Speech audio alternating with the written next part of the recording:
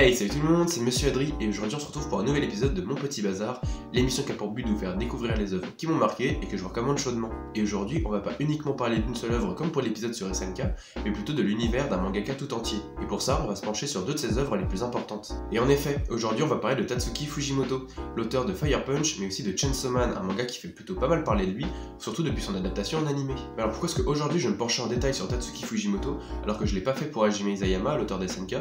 Déjà, premièrement parce que Hajime Isayama il écrit que SNK alors que Tatsuki Fujimoto il écrit plusieurs œuvres et j'ai lu plusieurs de ses œuvres, et aussi parce que je pense que c'est important pour bien comprendre une des œuvres de Tatsuki Fujimoto d'avoir lu les autres et de comprendre un peu les autres, parce que vraiment ça forme un tout et on voit qu'il y a des choses qui sont récurrentes et qu'il a vraiment une manière d'écrire très particulière. Et donc du coup la vidéo sera découpée en deux parties. Dans la première partie que vous êtes en train de regarder, on va surtout parler de Fire Punch et de Chainsaw Man, et dans la deuxième partie on va parler de tous ses one-shots, notamment le dernier qu'il a écrit, Adieu Eri. Mais bref, sans plus tarder, passons à l'intro.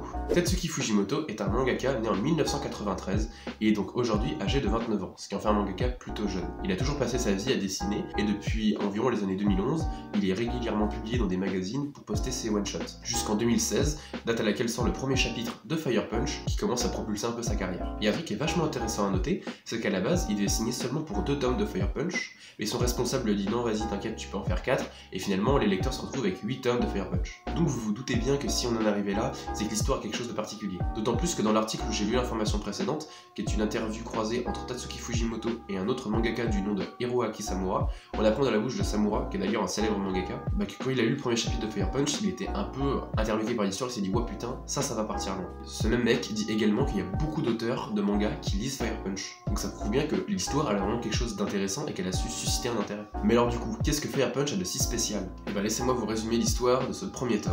L'histoire prend place dans notre futur, environ 200 à 300 ans après nous. Et une meuf que tout le monde surnomme la sorcière de glace aurait plongé la Terre dans une espèce de nouvelle ère glaciaire. Un peu comme dans la Reine des Neiges, sauf que là on est clairement pas dans un Disney, puisque du coup l'humanité doit lutter pour survivre, et comme à chaque fois dans les mondes post-apocalyptiques, l'humanité se regroupe en petits villages pour tenter de survivre, que ce soit survivre au froid, à la faim, mais aussi affronter les bandits. Et la seule différence qu'il y a avec nous, c'est qu'ici, certains humains possèdent des pouvoirs qu'on appelle des dons. Les propriétaires de ces fameux pouvoirs sont donc appelés les élus, donc on peut retrouver les élus de l'acier, les élus de la régénération, du soin, de l'électricité, etc., etc.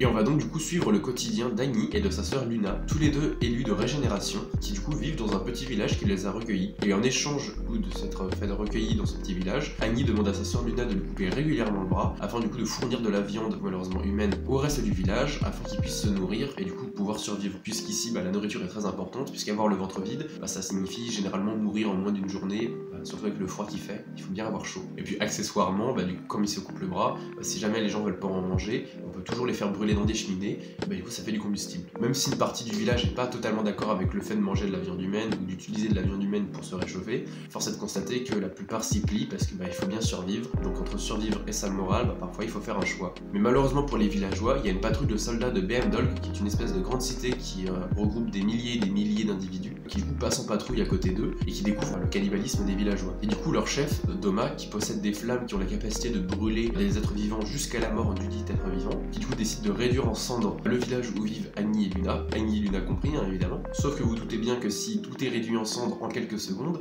c'est pas le cas d'Annie et de sa sœur, puisque du coup avec leur pouvoir de régénération, dès qu'une partie de leur corps est calcinée, elle se régénère automatiquement.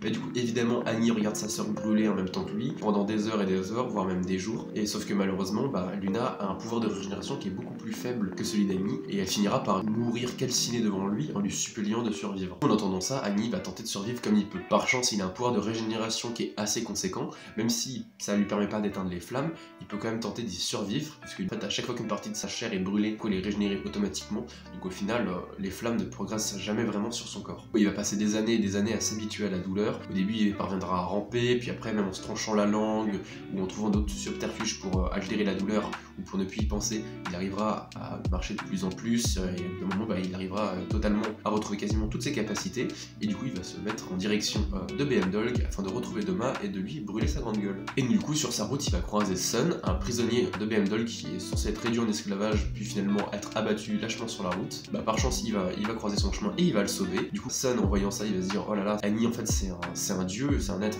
totalement enflammé qui est venu me libérer, c'est forcément un dieu, donc du coup il verra vraiment une figure divine dans Annie. Mais malheureusement pour Sun, il va se faire capturer quelques temps après, et c'est là où il va faire la connaissance de Nénette, une autre prisonnière. Cette fois-ci elle a la 13 ans, Sam lui en a 8. Ces deux adolescents, ces deux enfants, ils vont tenter de survivre et de s'échapper, donc on va suivre une partie de leur histoire. Et enfin, le dernier personnage que l'on va rencontrer, c'est un personnage totalement déconnecté de l'histoire. Il s'agit de Togata, qui est une jeune fille, mais visiblement pas si jeune, puisqu'elle a l'air de connaître beaucoup plus sur le monde que la plupart des habitants. Mais surtout, ce qu'on apprend, c'est que Togata, c'est une passionnée de cinéma qui arrête pas de name-dropper des films et de balancer des répliques cultes à tout bout de champ. Sauf que malheureusement pour elle, sa collection de films a brûlé lors d'un incendie, et du coup, elle est condamnée à ne plus pouvoir regarder de films. Mais par chance, il y a un de ses acolytes qui arrive à filmer Annie, et quand elle verra la figure d'Annie, elle se dira que ça, c'est le héros parfait pour son projet de film. Et donc voilà pour le pitch général et les personnages principaux, et je pense que vous commencez à voir à peu près les liens qui vont peut-être unir certains des personnages, et un petit peu la toile de fond se tisser. Ouais, et j'ai oublié de dire quelque chose aussi, c'est que l'univers de Fire Punch est pas mal violent. Et comme YouTube aime bien censurer absolument tout et n'importe quoi, bah je vais être obligé de mettre des bips pour parler de certains trucs. Donc on dit coucou YouTube et la censure. Donc ouais, Fire Punch est pas mal violent. Entre les viols, les meurtres, les comportements extrêmes, le sexisme à outrance,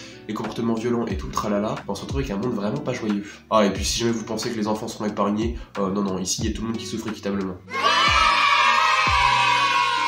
Et du coup, si vous lisez ce premier tome, vous allez vite vous rendre compte que Fire Punch, ça sera pas vraiment un shonen comme les autres. Puisque si au début, on pense que Annie est le personnage principal et que sa mission c'est de se venger, on verra bien que les choses vont évoluer d'une toute autre façon. Quant à moi, je ne vous dirai rien de plus au risque de vous gâcher la découverte de cette merveilleuse pépite. Donc si jamais le manga vous intéresse, je vous invite à tout de suite aller le lire, n'attendez plus. Et pendant ce temps-là, moi je vais parler de toutes les petites choses qui font que les œuvres de Tatsuki Fujimoto sont juste incroyables. Premièrement, dans la même interview que j'ai citée plus tôt, on apprend que Tatsuki Fujimoto est fan de cinéma coréen. Et surtout que son film préféré est un film, ou alors je connais plus du tout son nom mais je le mettrai ici. Du coup c'est un film policier dans lequel le gentil capture le méchant dès les 30 premières minutes du film, sauf que vous doutez bien que le film ne s'arrête pas ici. Donc forcément quand on aime ce style d'histoire, on écrit forcément des trucs à peu près similaires. Donc ouais, Fire Punch c'est un shonen qui a pour but de déstabiliser le lecteur. Mais alors comment est-ce qu'on fait pour déstabiliser un lecteur? Bah déjà premièrement on crée des personnages qui sont extrêmement bien écrits et on rajoute par-dessus des enjeux ultra importants. Et ouais, les personnages sont tellement bien écrits que le moindre événement qui va leur arriver sera super impactant sur les sentiments que ressent le lecteur pendant sa lecture. Et surtout les personnages, ils ont de vraies personnalités, ils ont des vraies opinions, une façon de penser, une façon d'interagir avec les autres, tout est super bien écrit et ça rend vraiment le truc vivant. Et surtout, du coup les enjeux qui vont arriver et les événements qui vont se dérouler, ça va créer une vraie remise en cause de la part des personnages, mais du coup aussi du lecteur. Et un autre truc qui est pas surprenant, c'est que Tatsuki Fujimoto, c'est un énorme fan de Blame, ou Blame, je sais pas comment vous le prononcez. Mais bref, dans ce manga que je dois absolument lire parce que je l'ai toujours pas lu et putain je me déteste, c'est que les expressions des personnages sont vraiment mis au centre de l'histoire et sont extrêmement bien détaillées. C'est ce que dit Monsieur Samura dans l'interview. Et je pense que quand Monsieur Samura te dit que ça ressemble à du Blame ce que t'es en train de faire, ou en tout cas on voit que t'es inspiré de Blame, je pense que c'est un compliment que tu prends extrêmement bien. Donc ouais, tout ça, ça fait qu'on se retrouve avec des personnages qui sont vraiment différents, avec des objectifs différents, et qui vont pas arrêter d'évoluer au fil des remises en cause et des événements qu'ils vont subir. Donc vous vous doutez bien que la quête de vengeance finira par plus en être vraiment une, si bien qu'on peut même plus donner de scénario à l'histoire, puisqu'il n'y a plus vraiment d'objectifs principaux. Et peut-être aussi par le fait que l'histoire est tellement changeante que c'est impossible à résumer. Et encore une fois, ce genre de truc, ça fait partie de ce qu'aime Tatsuki Fujimoto. Il a dit dans la même interview que ce qu'il adore, c'est les histoires où quand on lit le premier chapitre, ou même quand on lit les derniers chapitres, on peut même pas s'attendre à la fin. On est toujours surpris, qu'il y a toujours un retournement de situation, un truc qu'on n'avait pas prévu, quelque chose qui était là en toile de fond mais qu'on n'avait pas vu venir. C'est quelque chose d'ailleurs qu'on retrouve notamment dans SNK où tout était finalement sous notre nez un petit peu. Mais là, ça se concrétise vraiment où on se dit putain, mais oui, effectivement, il peut retourner le scénario comme il veut parce qu'il a tellement bien écrit son monde, son univers est tellement cohérent que finalement, c'est un peu comme si il avait sa caméra et qu'il allait filmer Annie pendant 10 minutes, puis après il va regarder quelqu'un d'autre pendant 20 minutes, et au final, c'est cohérent parce que du coup, le monde est tellement bien écrit qu'on peut regarder la caméra n'importe où, et ça crée du coup des changements dans le scénario. Mais surtout, ce que ça permet de faire, c'est qu'à un moment, on a vraiment l'impression qu'on change de personnage principal, parce que quand je dis qu'à un moment il arrête de filmer Annie, c'est qu'à un moment on a vraiment l'impression que Annie finalement c'est un personnage secondaire. C'est vraiment, voilà, je suis Annie et j'étais comme le centre de l'attention pendant les premiers tomes, et après ça évolue. Vraiment, c'est fou, je crois que c'est au tome 3 en plus que ça se produit ça, que dès le tome 3, on se dit putain, mais c'est qui finalement le personnage principal? Et c'est un truc qui est fou, c'est qu'on se dit mais putain, mais genre on est rien qu'au tome 3, et on vient déjà de changer de personnage principal, et je suis déjà déstabilisé. Et ça c'est déstabilisant aussi. Mais il peut se le permettre parce qu'il a créé un univers qui est vraiment cohérent, qui a plein de détails, qui est très riche, qui est bien écrit, et du coup il peut vraiment passer d'un truc à un autre de manière tout à fait naturelle, et c'est pas, il y a pas une rupture nette, où il est pas obligé de faire un flashback pour expliquer un personnage, il est pas obligé de faire une grande scène d'exposition parce que si ou parce que ça, et vraiment c'est super cool. Mais il faut pas non plus oublier de parler des thèmes qui abordent Fire Punch. Tout d'abord, le truc qu'on peut le plus remarquer, c'est que Fire Punch apporte une véritable critique de la religion, du deuil et de la vengeance. Et pas forcément une critique dans le sens négatif, mais plutôt un enchaînement d'idées et d'opinions différents qui font que du coup ça va être au personnage, mais également au lecteur, de se faire son propre avis sur la scène. C'est-à-dire qu'il y a vraiment des moments où il y a des remises en question telles qu'on se dit finalement, c'est qui le gentil, c'est qui le méchant. il y a vraiment un peu cette espèce de tout n'est pas machinéen, il n'y a plus de héros, et vraiment, justement, cette histoire de héros, elle change énormément, c'est vraiment un thème principal, c'est aussi cette histoire de héros, parce que plusieurs fois, on se dira, ah ouais, ok, bon finalement c'est peut-être pas Annie le gentil, ah mais finalement c'est peut-être pas tel personnage le méchant, ah ouais bah si, ah ouais bah ça, et finalement c'est qu'une question de point de vue. On dirait presque de la philo limite. Bon, c'est de la philo à grands coups de poing enflammés dans la gueule, mais ça reste de la philo. Et comment ne pas citer le fait qu'on ait le droit de belles petites choses sur l'homosexualité et la transidentité, alors que pour rappel c'est un japonais qui l'a écrit entre 2016 et 2018, et que le Japon c'est pas forcément des pays les plus ouverts là-dessus. Bon, d'autres pays non plus sont pas très ouverts là-dessus d'ailleurs. Hein. Et ça, on peut l'expliquer par le fait que c'est quelqu'un de plutôt jeune, et qui aussi aime beaucoup voyager, donc forcément c'est quelqu'un qui est un peu plus ouvert à d'autres cultures et à d'autres façons de penser. Et ça se ressent d'ailleurs également sur ses œuvres. Et clairement, Fire Punch est un des mangas les plus beaux qui m'était donné de voir, que ce soit en général, mais notamment aussi au niveau des combats, qui sont juste extrêmement bien dessinés, mais surtout extrêmement bien rythmés. Mais surtout, on ressent vraiment la violence des coups entre chaque planche, et ça s'explique par plusieurs trucs. Le fait que les combats soient réalistes, c'est-à-dire que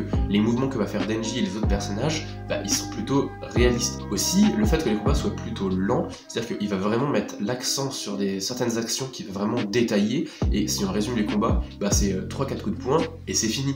Et ça rend les choses encore plus violentes, surtout qu'on se dit, putain, 2 coups de poing, ça finit à mettre à terre cette personne, ok, c'est vraiment quelque chose de violent. Et du coup, ça accentue encore plus cette violence. Il y a même des combats où, finalement, on ne voit que le début du combat, la fin du combat, genre, c'est-à-dire qu'on voit le avant, après, on se dit, ok, ça a été un massacre, et ça rend le truc encore plus violent, vraiment, on dirait juste un déferlement de haine. Et finalement, c'est pas forcément l'action du combat en lui-même qui est violente, c'est toute cette atmosphère autour du combat qui est violente. Et ça fait aussi un peu une moralité sur la violence des combats, des conflits, des choses dans le genre, des dégâts collatéraux et de ce genre de choses. Il y a aussi un truc que moi j'apprécie tout particulièrement, alors là en général les gens sont un peu mitigés là-dessus, parce que forcément il y a des gens qui adorent et moi c'est pas un truc que j'aime particulièrement, c'est cette espèce de surenchère de la violence où c'est toujours frapper le plus fort, le plus vite, avec plein de coups spéciaux, plein de trucs qui volent dans tous les sens, des grosses explosions, des trucs dans le genre. Donc moi ça me lasse assez régulièrement, et c'est pas le genre de truc que j'ai envie de voir dans un shonen. Même si forcément, shonen en général c'est un truc un peu avec des combats, des trucs dans le genre, bah moi ça me lasse assez vite parce qu'en fait je me dis juste ok en fait ça fait juste boum boum et c'est tout quoi. Je trouve pas ça très intéressant. Bon, en bref, Fire Punch c'est génial, allez le lire, c'est certainement un de mes mangas préférés, faut que j'arrête d'en parler. Bon, maintenant que je me suis bien défoulé sur Fire Punch, on va pouvoir parler de ce que vous attendez tous, à savoir Chainsaw Man. Un des mangas qui fait le plus parler de lui ces derniers temps, voire même ces dernières années, puisque évidemment ils avaient déjà parlé de lui quand il était sorti en scan et en manga, mais la version animée qui est sortie il y a quelques mois, je crois qu'elle est sortie début octobre, le premier épisode,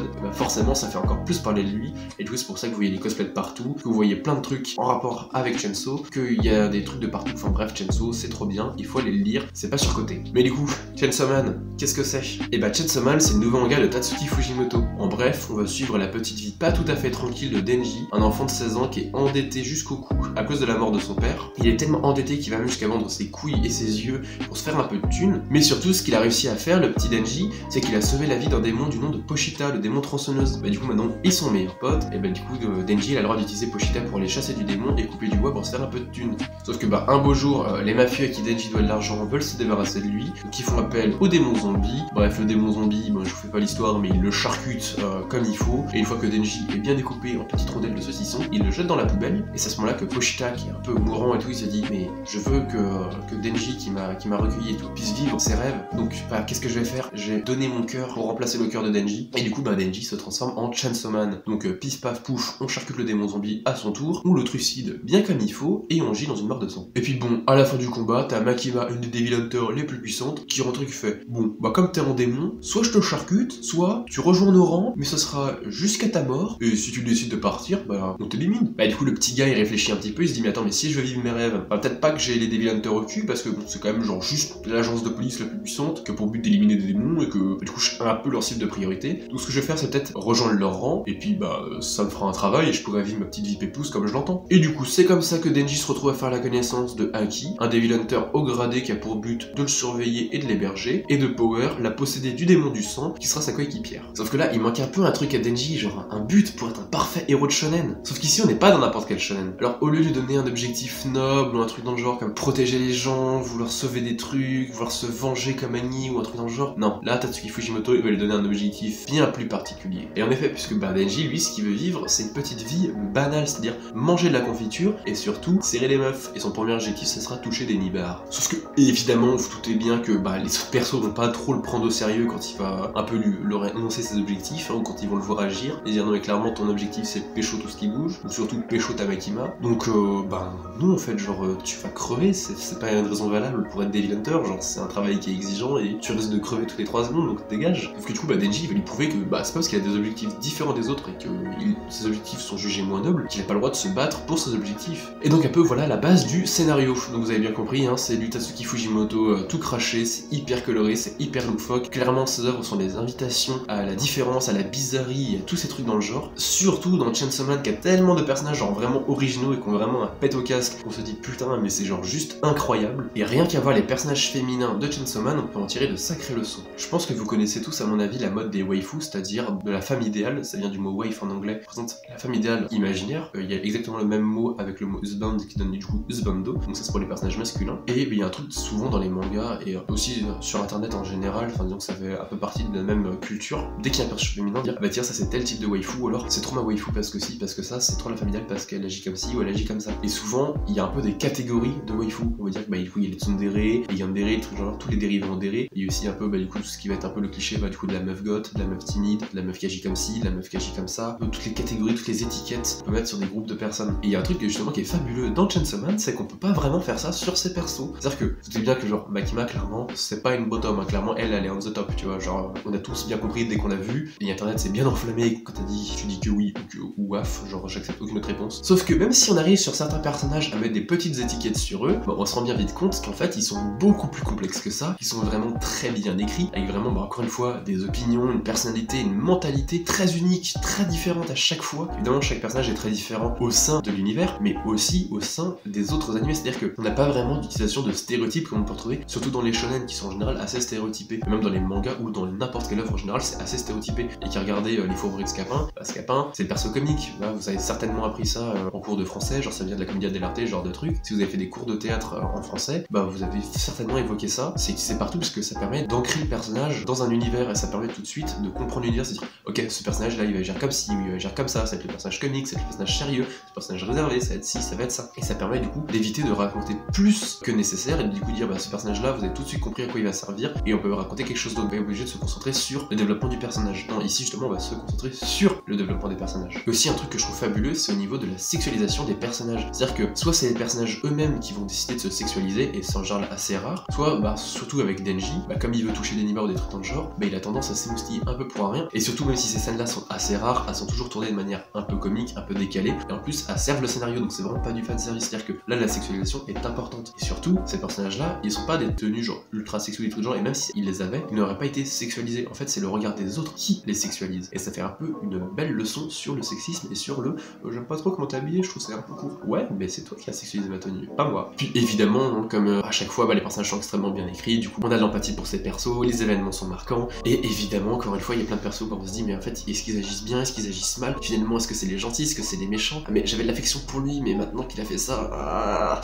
et finalement, encore une fois, on voit que tout n'est pas machinéen, et le lecteur est encore déstabilisé une nouvelle fois. Et un autre truc qui m'a particulièrement marqué, surtout dans Fire Punch, mais aussi pas mal dans Chainsaw Man, c'est la psychologie des personnages. Je crois que c'est vraiment la première fois, toute fiction confondue, que je vois des personnages avec une psychologie aussi marquée et aussi bien écrite. Je veux dire, on en a un point où c'est quasiment aussi complexe et détaillé que la vraie vie. Sachant qu'il arrive des choses assez terribles aux personnages, on les voit vraiment développer de véritables maladies mentales. Et quand je dis maladie mentale, c'est pas juste oh regardez, je suis Jing, je suis folle parce que j'ai vécu des choses dans mon enfance. Non, vraiment ça c'est cringe. Dans Fire Punch et Chainsaw Man, c'est vraiment lourd, dramatique. Ils vont développer de l'anxiété, de la dépression, des hallucinations. Ils vont tenter de surpasser leur mental en pensant à d'autres choses. Et des personnages qui n'arrivent même pas à finalement être heureux ou genre de choses, qui sont obligés de s'inventer des choses pour pouvoir survivre, de trouver des objectifs plus ou moins nuls. Il y a des hallucinations, il y a des traumas enfouis, il y a des dépendances à la clope et à l'alcool, plein de choses. Et ce qui est fou en plus, c'est qu'on sent vraiment toutes ces personnalités avec du coup tous ces problèmes mentaux, toutes ces petites particularités qui vont venir s'entrechoquer et faire quelque chose de vraiment super beau. On en voit même certains qui sont vraiment à bout de souffle, qui sont blasés, qui sont vraiment exténués de vivre leur vie, qui en ont juste marre de survivre et de subir ces choses, qui ont des choses tellement enfouies. C'est juste merveilleux, vraiment, on dirait presque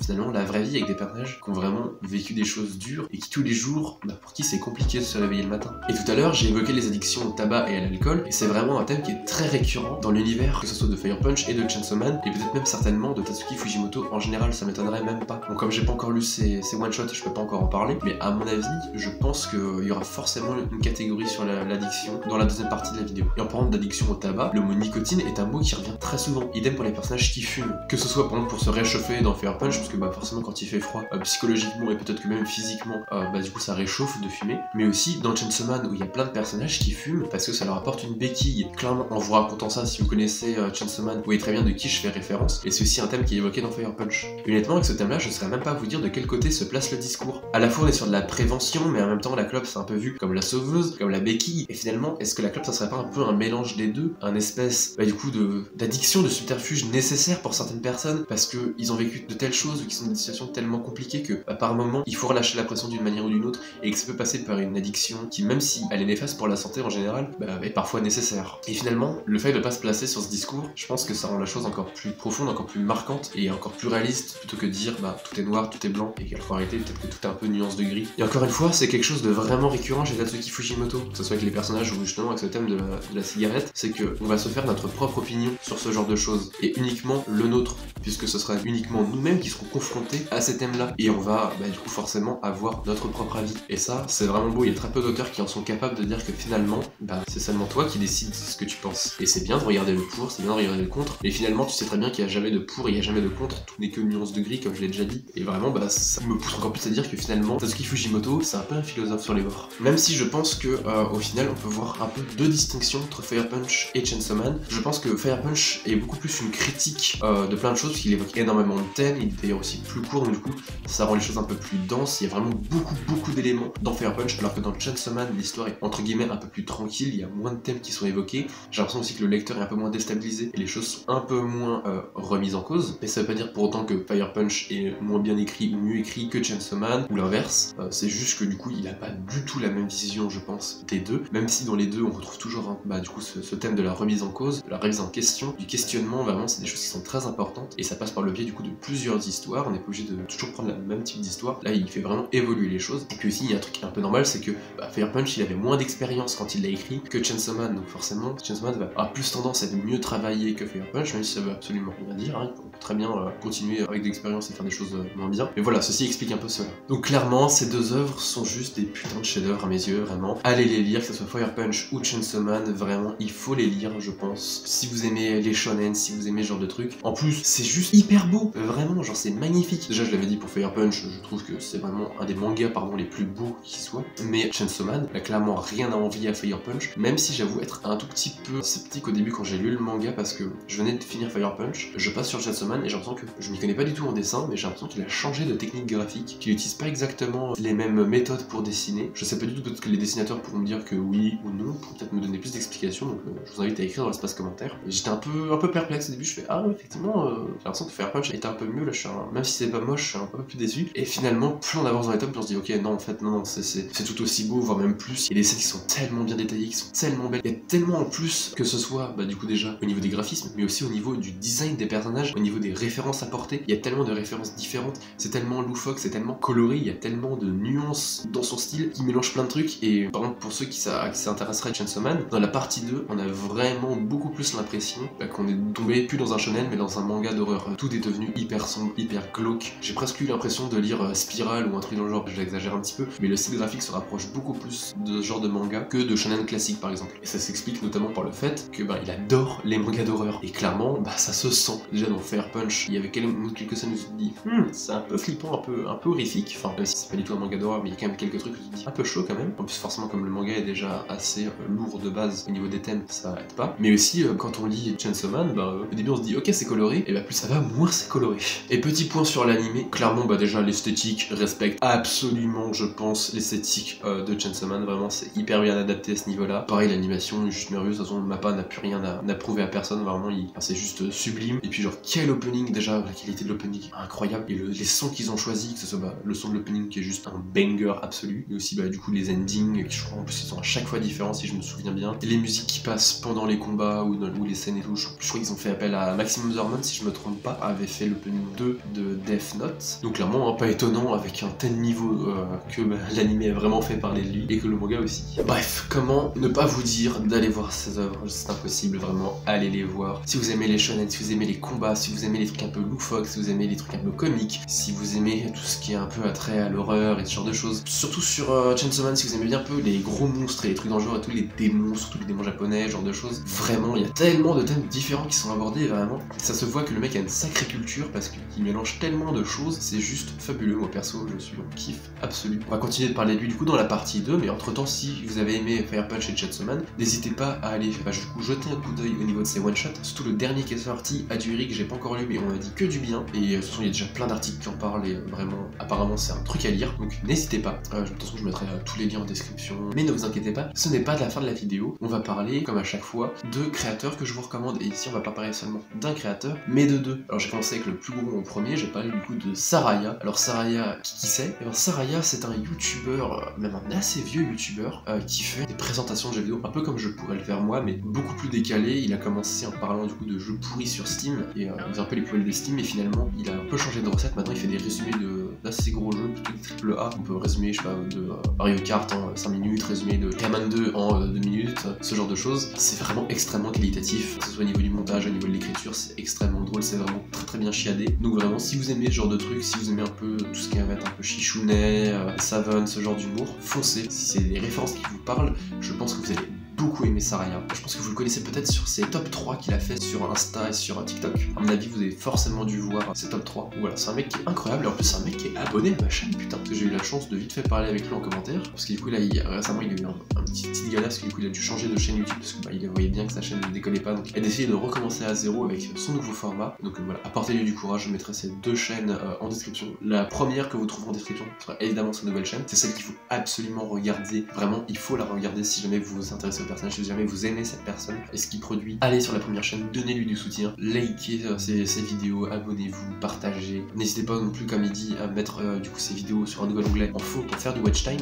N'hésitez pas non plus à faire exactement la même avec moi, hein, c'est très agréable. C'est une personne en or, c'est du contenu en or. Voilà, il faut aller voir cette personne et je devais absolument faire de la pub pour cette personne à un moment dans ma vie. Donc voilà, ça c'est fait. Et évidemment, du coup, la deuxième personne à qui je vais parler, c'était pas forcément prévu à la base, mais comme je suis elle est en train de préparer un cosplay sur Makima et tout, autant parler de cette cosplayeuse qui est une pote à moi, qui a pas forcément beaucoup d'abonnés. Si jamais vous aimez le cosplay, alors là du coup on n'est pas sur YouTube, on est sur Instagram. Elle s'appelle Big Chicks. De toute façon je mettrai tous les liens en description. Elle cosplay super bien, c'est stylé, c'est une personne formidable. Ou si vous aimez regarder des cosplays, comme on est en train de parler d'animé, allez-y, vraiment, c'est peut-être forcément ça vous intéresse pas trop parce que vous n'êtes pas forcément sur ma chaîne pour pas les cosplays, mais il y a forcément parmi vous des gens qui regardent, hein, et je vous vois. Elle est cool, elle a fait du Makima, elle a fait plein d'autres trucs. Elle a pas encore fait du Fire Punch, donc je vais la spammer pour qu'elle fasse du Fire Punch parce que c'est trop bien. Ça se voit qu'elle connaît peut-être même pas, mais elle va forcément connaître parce que je vais la spammer. Et donc voilà, c'est la fin de la vidéo, donc maintenant je vais faire ma petite promo à moi. Donc voilà, n'hésitez pas à aller sur mon Instagram si du coup vous voulez avoir toutes les news, parce que je poste pas mal de trucs en story, je fais quelques petites photos aussi un peu sympathiques. Voilà, n'hésitez pas. Si vous voulez voir l'avancement de mes couleurs de cheveux, allez sur Insta. Sur Insta, je poste aussi du coup les dates quand je fais des lives ou quand je fais des vidéos, donc voilà, c'est plutôt pas mal. Du coup évidemment, si je fais des lives, ça se passe sur Twitch, donc n'hésitez pas à suivre mon Twitch. Et si vous en voulez vraiment toujours plus et que vous voulez papoter avec plein de gens sympatoches et parler musique et parler jeux vidéo, n'hésitez pas à cliquer du coup sur mon Discord et à le rejoindre. Et bah voilà, cette fois-ci c'est la vraie fin de la vidéo. C'était Monsieur Adri, j'espère que la vidéo vous a plu. N'hésitez pas à liker, partager, vous abonner. Quant à moi, je vous dis à bientôt pour toujours plus de trucs cool. Allez, bye!